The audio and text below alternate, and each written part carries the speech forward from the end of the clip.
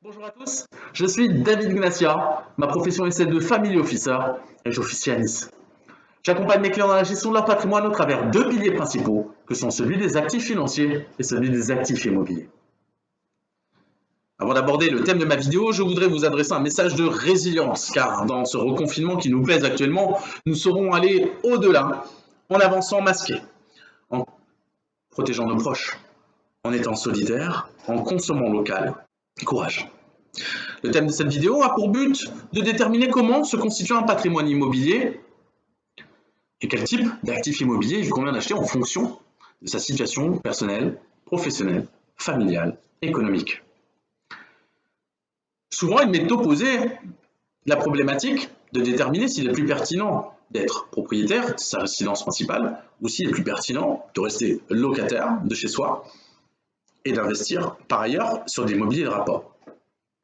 La question est forcément à géométrie variable, puisque la réponse est déterminée en fonction de votre situation professionnelle, parfois même géographique, votre situation familiale, la composition de votre foyer et la nécessité de disposer d'un bien plus ou moins important en taille.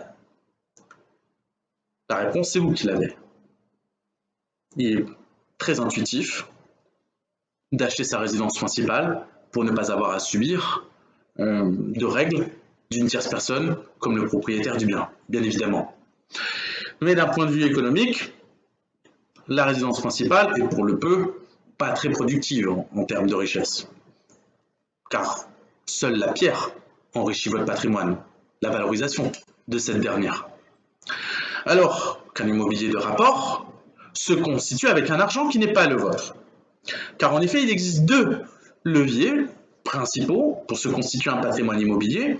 Le levier financier, celui de faire appel au crédit, donc à l'argent de votre banquier, et l'effet de levier du locataire, puisque ce serait, dans le cadre d'un immobilier de rapport, donc une tierce personne qui viendrait à rembourser les mensualités pour sa grande majorité. On dit parfois 70% de la mensualité est remboursée par le locataire. Il vous resterait entre 0 et 30% d'efforts d'épargne à réaliser pour vous constituer un patrimoine immobilier. Ensuite, une fois qu'on a évacué le sujet de la résidence principale, il faut déterminer quel type d'actif immobilier de rapport il convient d'acheter. Et là, les critères décisionnels qui doivent vous aiguiller sont celui de la facilité de gestion, de la liquidité et de la fiscalité, sans parler bien évidemment du rendement. Le rendement, on va l'évacuer. En immobilier, le rendement net tourne entre 3 et 6%.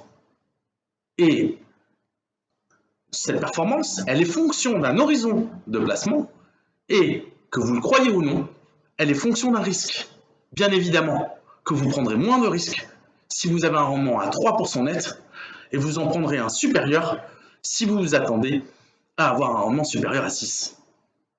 Ensuite, il faut déterminer quel type donc de gestion vous souhaitez avoir. Est-ce que vous voulez mettre de la main à la pâte ou est-ce que vous n'avez pas le temps? À ce moment-là, vous pouvez déléguer la gestion.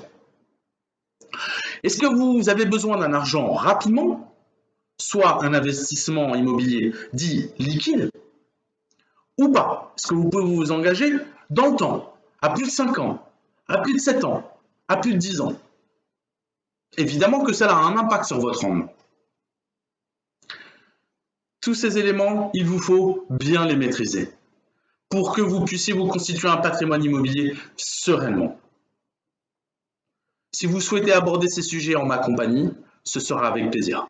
Vous pouvez me contacter sur les réseaux sociaux, via mon numéro de téléphone ou mon adresse email, qui seront indiqués en légende de cette vidéo.